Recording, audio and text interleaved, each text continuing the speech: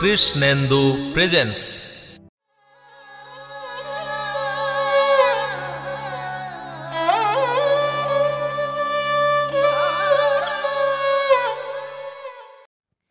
কখন থেকে ডাকতেছি তোমাদেরকে, তোমরা কি শুনতেছো না? বাবা, তোমার কি ড্রয়িং শেষ হয়েছে? খেতে চলো।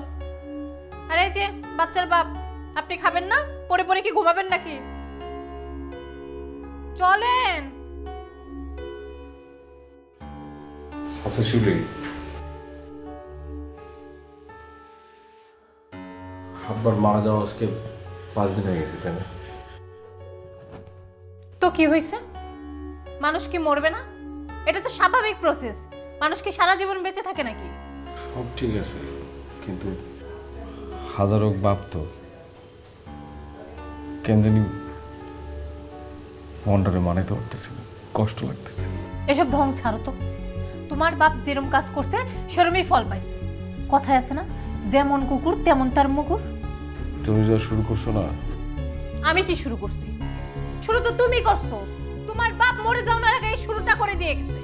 উনি তো মরে গিয়ে উদ্ধার হয়ে গেছে, তুমি বাইসে থেকে কি করতে পারছো? আর তোমার বাপ মরে যে গেছে, মরে যাওয়ার আগে তোমার জন্য কোনো কিছু করে যেতে পারছে? 1% জমি দিয়ে গেছে যে ঘর বানায় থাকবা।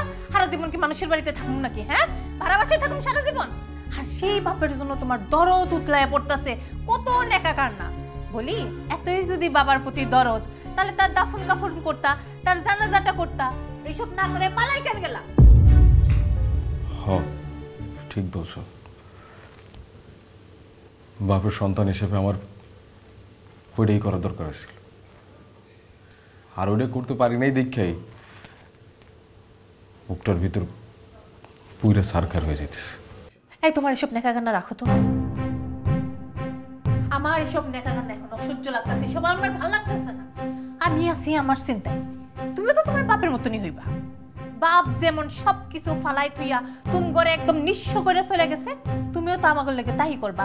আমার সঙ্গে, আমার মায়ের সঙ্গে তাই করবা। তুমি কি করতে পারছো আমাকে?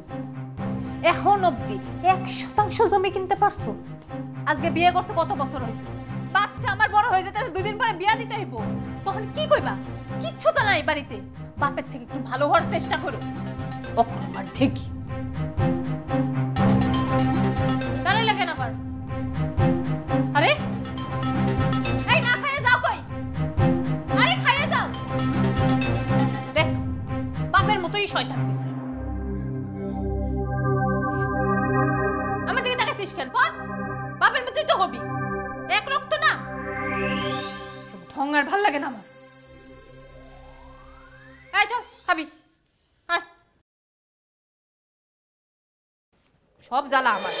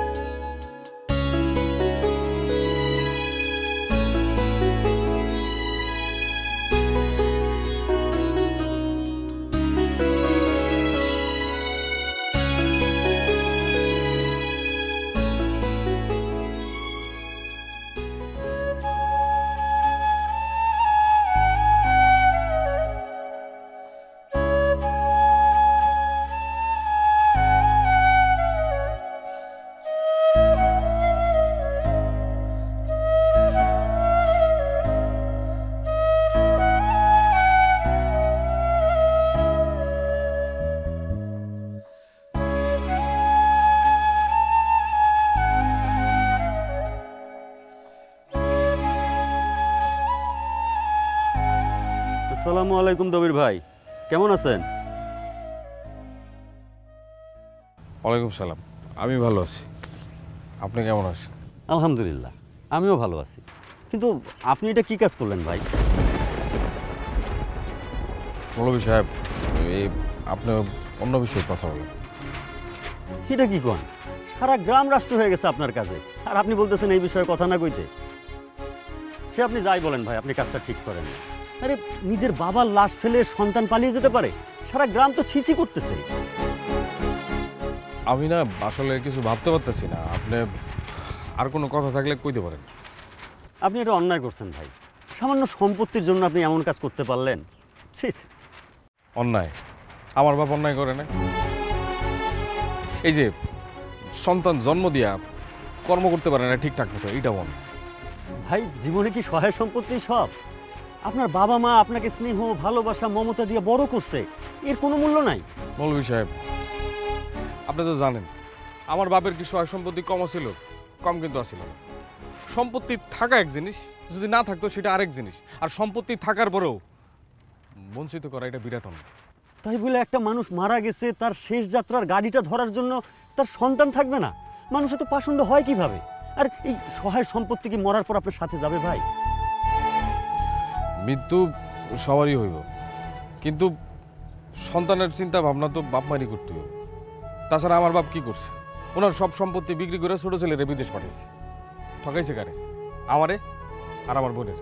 ভাই রে, এই দুনিয়ায় যে যা কর্ম করবে সেইটার জবাব তারই আল্লাহর কাছে দিতে হবে। আপনার বাবা যা করছে তার জবাব তিনি দেবেন, কিন্তু আপনি এই কাজটা কেমনে করলেন কোন দেখি? আচ্ছা ঠিক আছে, আমি আসি। আসসালামু আলাইকুম।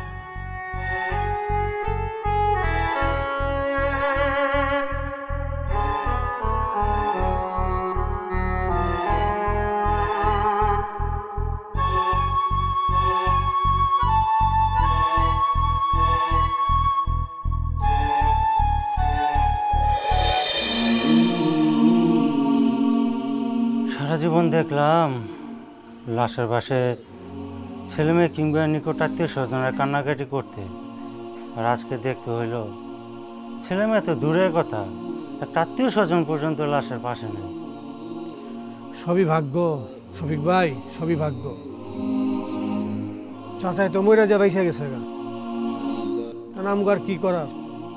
সারা রাত বয়া চাচার লাশটা পাহারা দেওয়া লাগবে।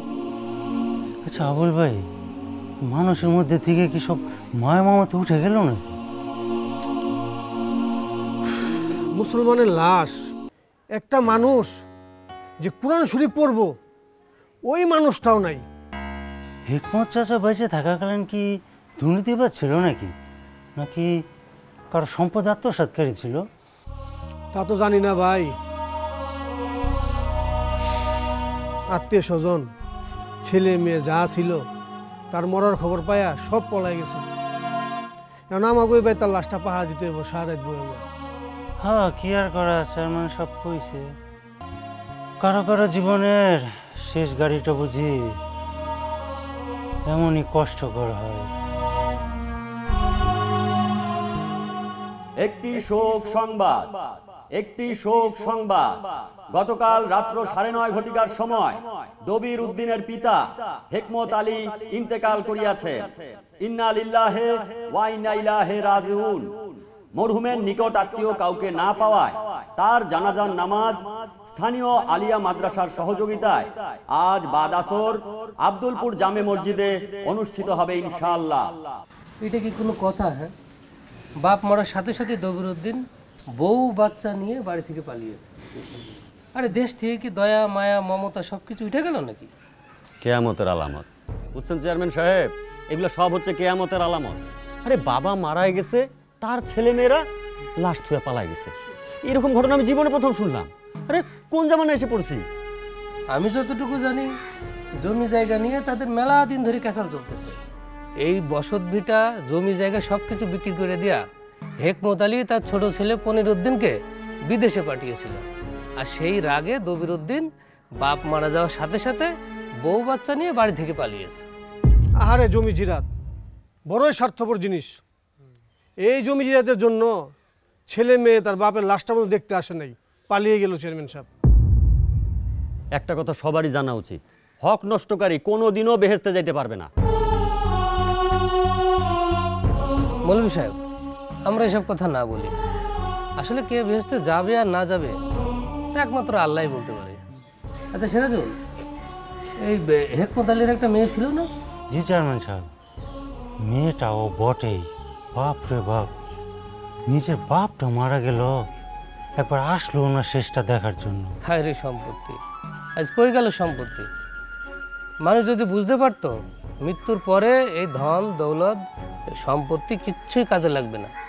তাহলে মানুষ বেঁচে থাকতে এই ধন সম্পত্তি নিয়ে ঝামেলা করতো না। একদম ঠিক।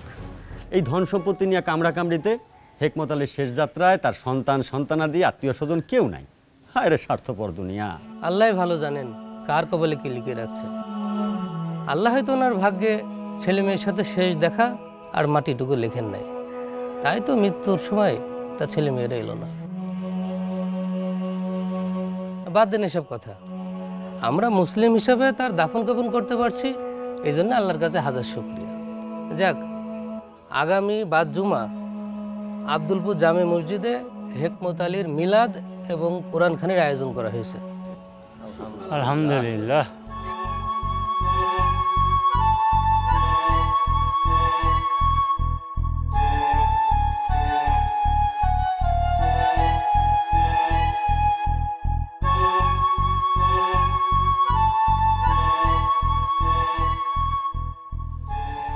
চা খাবে বাবা? তুমি স্কুলে যাওনি? না, তোমরা ঝগড়া করে পরে তুমিও আজকে অফিসে যাওনি, আমি আজকে স্কুলে যাইনি, মা নিয়ে যাইনি। কি মজা তাই না বাবা? আজকে তোমারও ছুটি আমারও ছুটি। আম্মা এমনি করে কইতে হয় না, কালকের থেকে প্রত্যেকদিন স্কুলে যাইবা, ঠিক আছে? আচ্ছা আব্বু, দাদুকে তুমি একটু ভালোবাসতে না?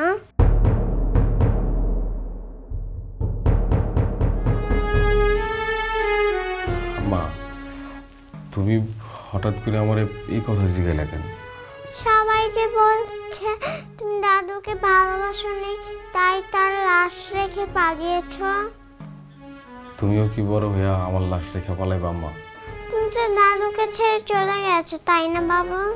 তুমি মারা গেলে কি আমিও তোমাকে ছেড়ে চলে যাব? আম্মা আমি অনেক বড় ভুল করে ফেলেছি, অনেক বড় অন্যায় করে ফেলেছি।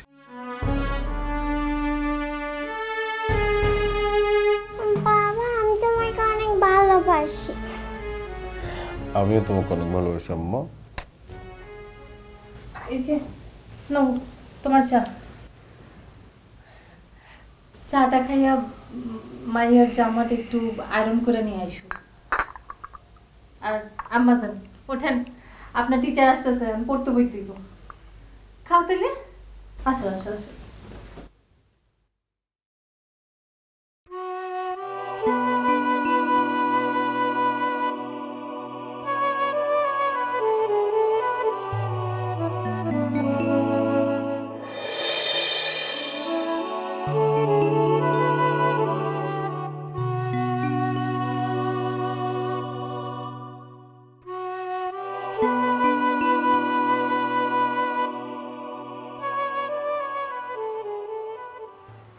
আব্বা এত কাপড় আয়রন করতেছো কেন? এত কাপড় আর কই দেখলি? এ তো তোর আর পনিরের কাপড়। তোরা দুই ভাই কাল ক্লাসে যাবি, কে কোসকানো কাপড় পরা, সেই জন্য একটু ইস্ত্রি করে দিতেছি। তা তোর পড়াশোনা কি শেষ? হ বা শেষ। আজকের মতো শেষ না? ঠিক আছে, যা টেবিলে গিয়ে বস, আমি খাবার দিচ্ছি। কিন্তু পনির কই? পনির তো এখন আসলো না। পনির পনির না ওর বন্ধুগুলোর লগে আড্ডা দিতেছে। অবশ্য এই বয়সটা আড্ডারই বয়স, পড়াশোনা আর আড্ডা। আব্বা একটা কথা ছিল। কি কথা বল দেখি। আব্বা এই যে আম্মা মরে যাওয়ার পর তুমি আর নতুন করে বিয়ে শাদী করলে না, একা একাই রান্না বাড়া করো, বাড়িও সামলাও, আবার কাপড় আয়রন করো, তোমার খুব কষ্ট হয় তাই না আব্বা? বাপরে, তোরা দুই ভাই যদি মানুষের মতো মানুষ হোস, তখন আর আমার এই কষ্ট কষ্ট মনে হইব না। এই কষ্টের সার্থকতা আমি তখন পাবো। আব্বা তুমি এত ভালো কেন? যে আমার জন্য, ভাইয়ের জন্য আর দোলাপুর জন্য নিজের জীবনটাই শেষ করে দিল। দোলার কথা কইতেছোস? দোলার যে একটা আমি গতি করতে পারছি, এতে আমি খুব আনন্দিত। ওর একটা ভালো বিয়া দিতে পারছি। আর যখন শুনি দোলা শ্বশুর বাড়িতে খুব ভালো আছে, সুখে শান্তিতে আছে, তখন আমার খুব ভালো লাগে রে বাবা। আব্বা তুমি রাখো, আমি আয়রন করতেছি। তুই আয়রন করবি মানে? তুই কি কখনো করছিস নাকি? আচ্ছা, তোর মতলব কি টাকা লাগবে? আচ্ছা তুমি কেমন টের পাও? শোন, বাবারা সব বুঝে, আমি বাবা না, আমি বুঝি। তা কত টাকা লাগবে, কেন লাগবে? ওই আমাদের সামনে তো যে ছুটি আর কি কলেজের, তো ওই বন্ধুরা সবাই মিলে একটু কক্সবাজার ঘুরতে যেতাম আর কি। এই 1000-10 টাকা হইলেই হইব আর কি। 10,000 টাকা কক্সবাজার যাবি? ঠিক আছে, যা খেয়ে নে, খাওয়ার পরে টাকা দিব, যা। তুমিও চলো, এগুলো রাখো, পরে করো। না, এটা শেষ করে আসি। তুই আমি এক্ষুনি, এই তো শেষ হয়ে গেছে, তো আর একটা আছে। তুই হাত মুখ ধুয়ে টেবিলে বসতে বসতে আমার এটা হয়ে যাবে। ঠিক আছে, আসো, কিন্তু আমি তোমার লাগে বই আছি। ঠিক আছে।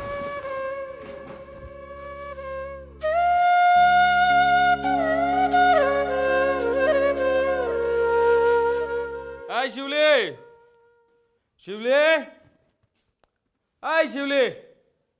আরে বাবারে, কি হইছে? এরকম সারের মতো চিল্লাইতাছো কেন? আরে অফিসের টাইম হয়ে যেতেছে, নাস্তা দিবা না? তো দিমু না? আমার কি সেটা খেয়াল নাই? আমার কি 10 হাত নাকি যে আমি সারাক্ষণই শুধু কাজ করতে থাকবো?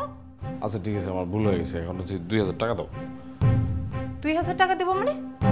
আমি কি টাকা বানাই? তুমি কি কামাই করে না সব টাকা আমারে দাও নাকি? কি অদ্ভুত কথা! আমি টাকা কামাই করে কি আমার কাছে রাখি? সব টাকা তো তোমার কাছেই দেই। আরে বাবারে, সব টাকা যদি আমারই দিতা তাহলে তো এতদিন আমার ভাড়া বাসায় থাকতে হতো না, 5 তলা বাড়ি থাকতো। বাপে তো পারে না 1% জমি দিতে, তুমিও তো অকর্মাটি, কি তুমিও তো পারবে না কিছু করতে? এই তোমার না বলছি বাপ বাপ নিয়ে সব সময় খোটা দিবা না? খালি নিয়ে খোটা দেবো? আমার বাপের নিয়ে খোটা দেবো? তোমার বাপ তো কিছু করতে পারে নাই, নিজেদের জন্য কোনো কিছু রেখে যেতে পারে নাই। আর আমার বাপের দেখো, সামান্য একটা চাকরি করে এখন 4 তলা বাড়ির মালিক। শোনো, আমার বাপে সৎ পয়সা ইনকাম করে আম করে বড় করছে। তোমার বাপের মতো দুর্নীতি করে 4 তলা বাড়ি। এই খবরদার, বাপ নিয়ে কোনো কথা কবে না। আমার বাপ কেমন সেটা আমি ভালো করে জানি, আর তোমার বাপ যে কেমন সেটা পুরো এলাকার মানুষ জানে গেছে। এলাকার মানুষ জানছে তো কি হইছে? মানে তুমি যত লিসা মনের শিউলি, আমি যদি আগে জানতাম আর মাইয়াটা যদি না হইতো না, তোমার সাথে আমার সংসার করাই হতো না। কি হলো তুমি? হ্যাঁ, তুমি আমার সাইডে দানের ভয় দেখাও। আরে বাবা, মাইয়া না থাকলে তো আমি কবেই তোমার ডিভোর্স দিয়ে চলে যেতাম। তোমার পরিবার যে এত স্বার্থপর, তুমি যে এত স্বার্থপর, এটা যদি আগে জানতাম না, আমি তো বিয়ার সঙ্গে সঙ্গে তোমার সাইডে চলে যেতাম। এখন জানছো না আমি স্বার্থপর, তাহলে দাঁড়াও কিছু না, যাও বাড়ি ছেড়ে চলে যাও। কি? তুমি আমার বাড়ির সাইডে দানের ভয় দেখাইছো? হ্যাঁ, কইতাছি। তোমার মতো লোকের সঙ্গে কে সংসার করে? তোমার কে আমি বলছে? শুধু মেয়েটার জন্য পড়ে আছি, না যাও। তোমার মতো লোকের সঙ্গে তো সংসার করতে। তোমার সাথে আমার সংসার করার ইচ্ছা না। কথা বলবে না। তুমি যাও এখান থেকে। সাটা মেরে তোমার সংসারে।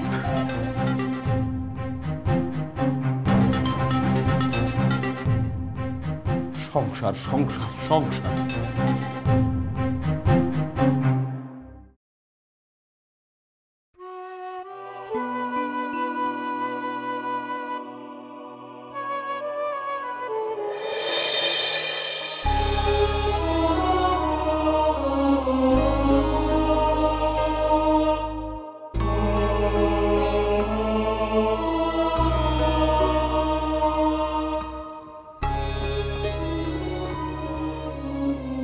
আব্বা, এই সেরা জুতো আর কতদিন সেলাই করে পরবা? ওই তেমন আর শিখছে, আরো অনেকদিন ব্যবহার করা যাইব। এটা সিরে নাই, এটা ব্যবহার করে যাইব। আরে বাবারে রাখতো। শোন, তোকে 2 ভাইয়ের লিগা এই যে 2 জোড়া জুতা কিনে আনছি। আরে তোকে 2 ভাইয়ের জুতা ছিঁড়া একবারে যা তা হয়ে গেছে। আব্বা, ওই আমার জুতা লাগবে না, তুমি বরং ওই সামনে তো আমার পরীক্ষা, কলেজে প্রায় 40-45 হাজার টাকা লাগবে, তুমি আমার ওইটাই জোগাড় করে দাও। 45,000 টাকা? ওইটা চিন্তা করিস না, সময় মতো ঠিক পাওয়া যাবি টাকা। নে, জুতাটা পুইরা দেখ ঠিক আছে কিনা। আব্বা, তোমার জুতা ছিঁড়া, তুমি ওটা পরো, এটা ফালাই দাও। আরে বাবারে, আমি তোরে এর জন্য নিয়ত করে কিনা নিয়ে আইছি, আমি পড়ুন কেন? হ্যাঁ, তোরা পর, আর সময় হলে আমি আর জুতা কিনা নিব। আমার পায়ে দেখো, সুন্দর আছে আমার জুতা, কিচ্ছু হয় না। এটা তোর কলেজে যাওয়ার না, এটা তো তোর বাসায় পড়া, বাইরে যাওয়ার। এই জন্য কলেজের জুতা তো ছিঁড়ে গেছে। তা পনির কই? পনির এই পনি তো মাঠের কোনায় আর বন্ধুদের সাথে আড্ডা দিতেছে। ও আজকাল খুব আড্ডাবাজ হয়ে গেছে। ও তো স্কলারশিপ পাইছে, বিদেশ যাবো, তাই না? আমি ওরে বিদেশে লেখাপড়া শেখানোর লেগে পাঠামই। খুবই ভালো আব্বা, পাঠায় দাও। আর শোন, হ্যাঁ বলো। ও যদি বিদেশ যায় একটা ভালো ডিগ্রি নিয়ে আসতে পারে, ভালো যদি চাকরি করে, তাহলে আমাকে সংসারের একবারে একটা পরিবর্তন আসবো না, কি কর? তা তো আসবো। দাও তোমার জুতাটা আগে পরিবর্তন করি।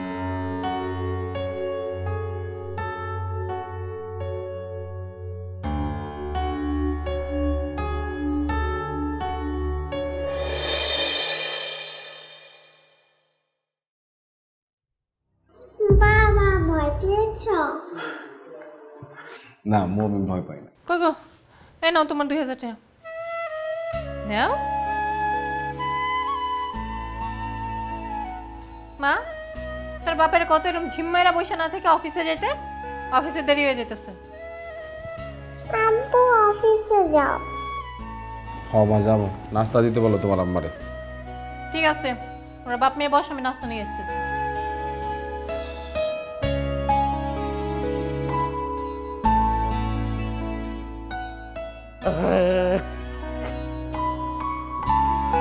আম্মা আমি একটু গোসল করে আসি। হ্যাঁ, নাস্তা করতে হবে, তুমি তোমার আম্মারে সাহায্য করে যাও।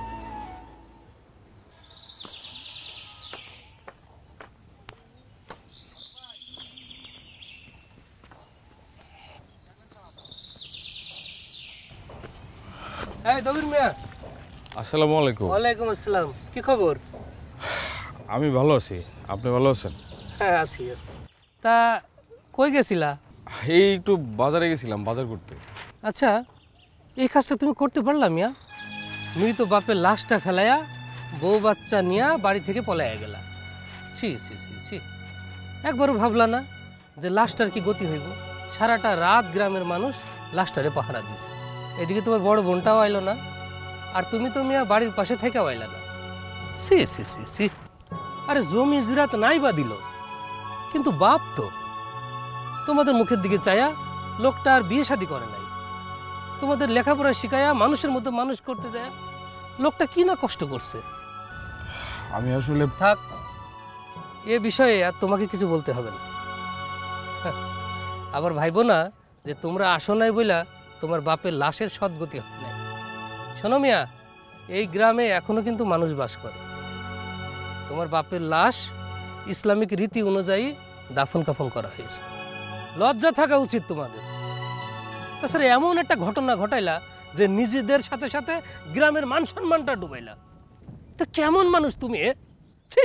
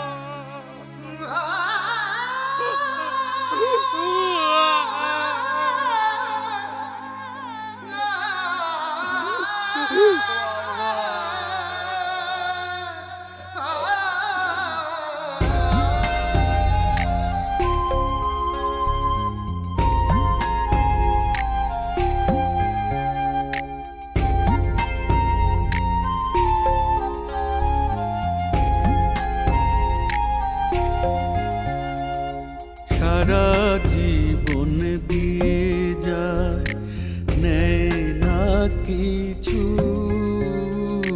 সারা জীবন দিয়ে যায়, নেয় না কিছু।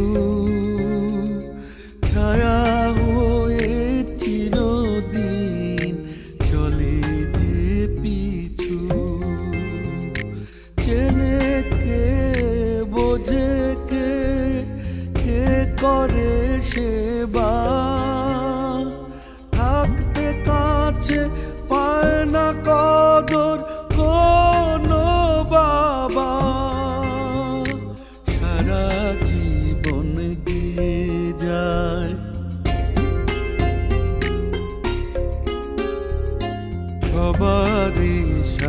যায় বাবা নিজে সাজে নাই সন্তানের ভালো থাকা বাবার লড়াই নিঃস্ব করে দিয়ে বেড়ায় ও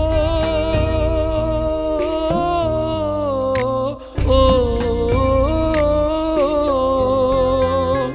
নিঃস্ব করে দিয়ে বেড়ায় প্রতিটি বাবা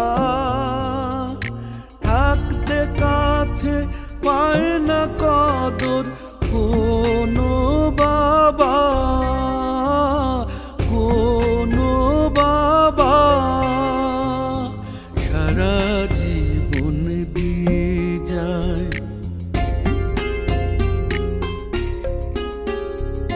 পুরো সংসার একার কাঁধে রাখে চিরদিন নিজের ভালো প্রাণ থাকিতে চায় না কোনো দিন ভালো থাকুক সকল আমার ও ও ভালো থাকুক সকল আমার আদরের বাবা থাকতে কাছে পায় না কদর কোনো বাবা কোনো বাবা সারা জীবন দিয়ে যায়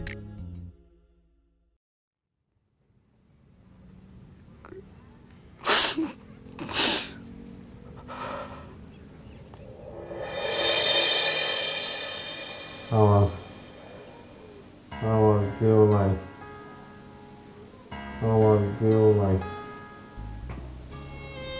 ও হ্যাঁ ও তোর গা তো গরমে একেবারে পুইরা যাইতেছে অনেক জ্বর পনির আমার শার্ট গায়ে দেবে না ও পনির আমার শার্ট গায়ে দিতেছে এই পনির এই তুই আমার শার্ট গায়ে দিবি না আমার শার্ট দিতেছে আব্বা আব্বা পনির আমার শার্ট পরতেছে কই বাবা পনির শার্ট পরতেছে পনির তো হোস্টেলে চুপ করো আমি আছি তোমার বাবা তোমার কাছে আসছে কোনো ভয় নেই বাবা চিন্তা করো না আমি আমি মাছ দিয়ে ভাত খাবো মাছ দিয়ে ভাত খাবি ঠিক আছে কালকে সকালে মাগুর মাছ কিনাই না তোরে মাগুর মাছের ঝোল দিয়া গরম গরম ভাত খাওয়াবো আমি এখন খাবো এখন আমি মাগুর মাছ কই পাবো কাও কাল খাওয়াবো আমি এখন খাবো তাইলে পরোটা আর মাংস ঝোল দাও ঠিক আছে তাহলে আমি পরোটা বানাই আনতেছি গরম গরম পরোটা আর মুরগির মাংস রান্না করা আছে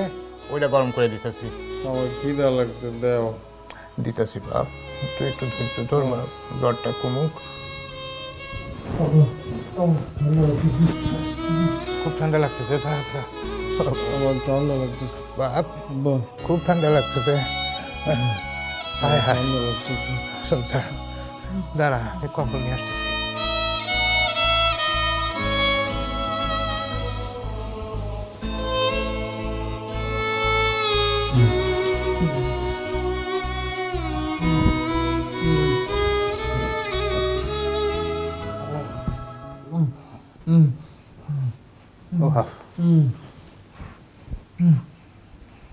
Abba. Abba. Abba. Abba. Abba. Abba. Abba. Abba. Abba. আমারে মাফ করে দিও আব্বা আব্বা আমারে মাফ করে দিও আব্বা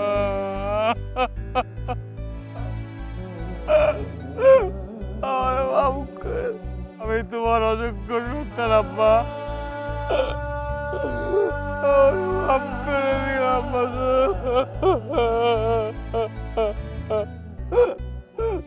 আব্বা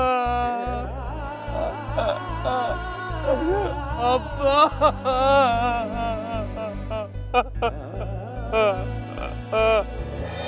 রাষ্ট্রভাষা কর্ম পরিষদের আহ্বানে 21শে ফেব্রুয়ারি ছাত্র ধর্মঘট শোভাযাত্রা বের হয়, পরে মাহমুদ আলীর সভাপতিত্বে এক বিরাট জনসভা অনুষ্ঠিত হয়। বাবা দবির,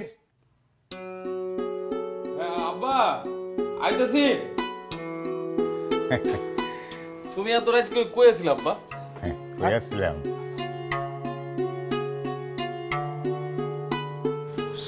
সাইকেল কই থেকে? আরে বাবা, আমি সাইকেলটা তোর জন্য কিনছি। তোমার কাছে টাকা নাই, তুমি সাইকেল কিনতে গেছো কেন? শোন, আমার অনেক দিনের মনে মনে একটা শখ ছিল তোর একটা সাইকেল কিনে দিব। আজকে পাওনাদারের কাছ থেকে টাকাটা পাইছি, সাথে সাথে গিয়া তোর জন্য এই সাইকেলটা কিনে আনছি। ভালো করছি না? এটা এটা আমার লেগে আনছো? হ্যাঁ, দেখ দেখ দেখ দেখ দেখ, পছন্দ হয়েছে? আব্বা পছন্দ হয়েছে। আব্বা আমি একটু চালাই। হ্যাঁ, কিন্তু এই রাতের বেলা চালাবি মানে? কাল সকালে চালা। আমি যাবো আর তুমি ভিতরে। ঠিক আছে ঠিক আছে ঠিক আছে বাবা, যা। আব্বা তোমার একটু জড়াই ধরি। না, জড়ায় ধরতে হবো না, তুই খুশি হয়েছ সেটাই আমি খুশি রে বাপ।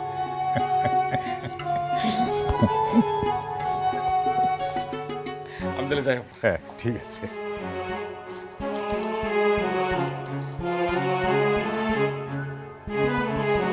সামান্য একটা সাইকেলে কত আনন্দিত, হ্যাঁ আল্লাহ।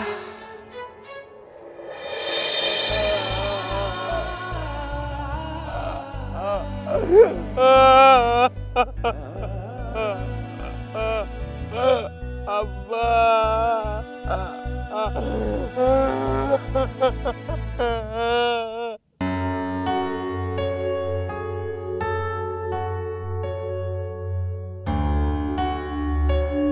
মামুনি কি করতেছো? খেলা করছো? আচ্ছা শোনা, খেলা করো। মেয়ের বাপ গেল কই? ফোন ধরতেছে না, কোথায় যে গেল? কি ব্যাপার?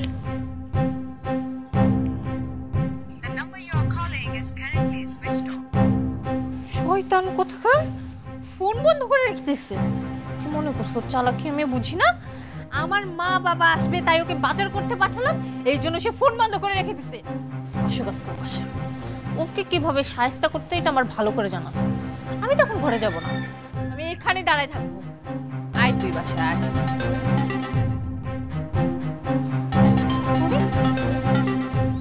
আসুক, এখানেই আমি দাঁড়ায় থাকবো।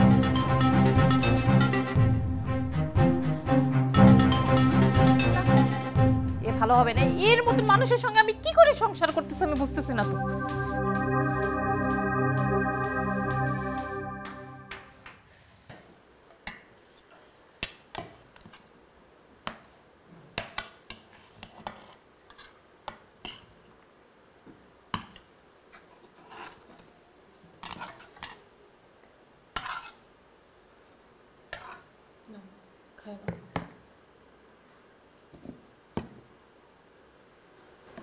কি ব্যাপার, খাইতেছ না কেন?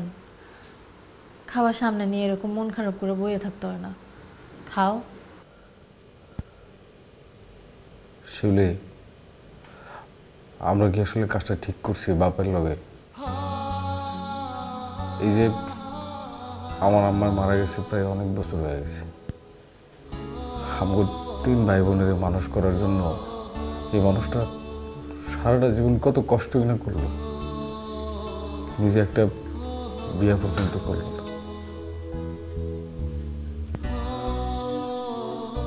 আর আবার সেই বাপ মরে যাওয়ার পর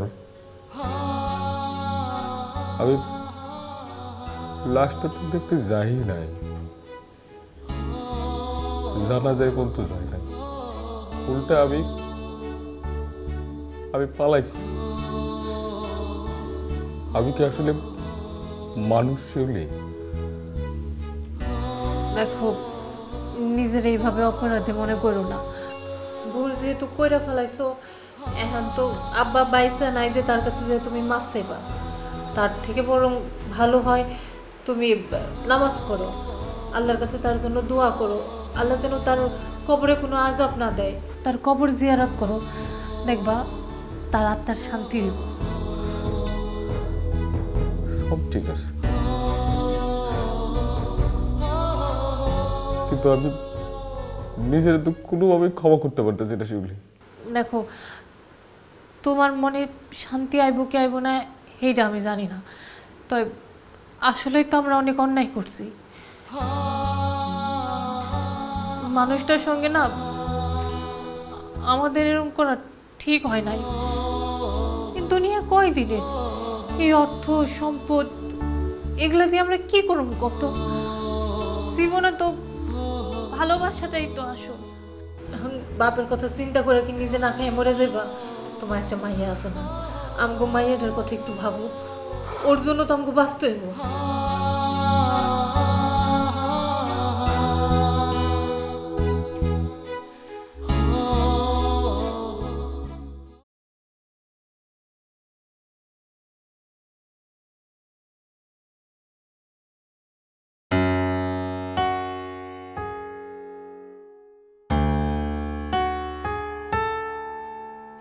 দবির সাহেব বাড়িতে আছেন?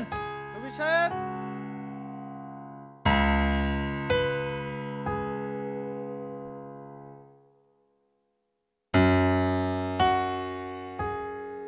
দবির সাহেব।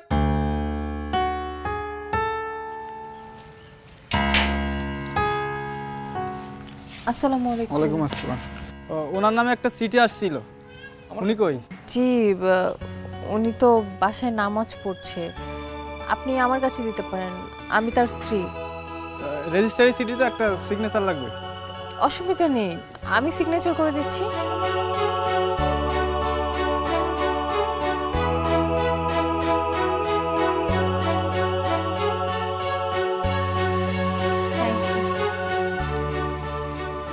কিসের চিঠি? কি এটা? ও, তোমার নামে চিঠি আসছে। আমার নামে চিঠি? খুলে দেখো।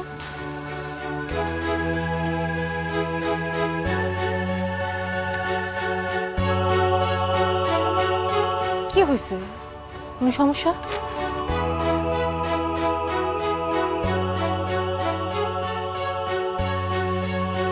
কি কিছু বলতেছো না কেন? শিউলি, এখন মনে হইতেছে আমি একটা কুলাঙ্গার সন্তান।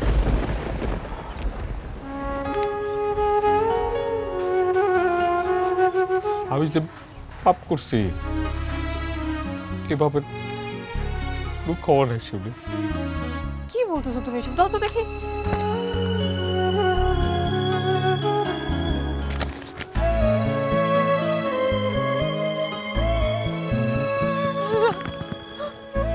আমরা একই পাপ করছি। আমার বাপের মতো শ্বশুরের সঙ্গে আমরা কি অন্যায় করলাম গো? আল্লাহ তো আমাকে মাফ করো না। কি পাপ করলাম? তার সমস্ত সম্পত্তি বন্ধক রেখে ব্যাংকের কাছে আমার ভাই বোনের পড়াশোনা করাইছে। গত মাসে লোন শোধ হয়েছে, এখন কাগজ আসছে আমরা ভাই বোনেরা সমান সমান সম্পত্তি পাইছি। আমার এই ফেরেশতার মতো আব্বা, আমার এই ফেরেশতার মতো আব্বারে আমি এমন কুলাঙ্গার, আমি জানাজাটা মতো পড়তে পারি না। আল্লাহ আমারে তুমি উড়ায় নাও আল্লাহ। শিউলি, আমি তো নিজের ক্ষমা করতে পারতেছি না শিউলি, আমি তো নিজের ক্ষমা করতে পারতেছি না।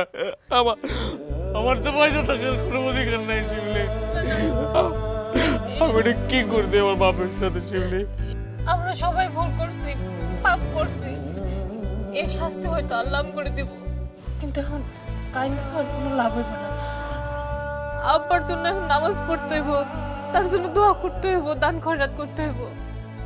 এছাড়া আর পাপের প্রায়শ্চিত্ত করার কোনো উপায় নাই। আমি নিজের কেমনে ক্ষমা করবো?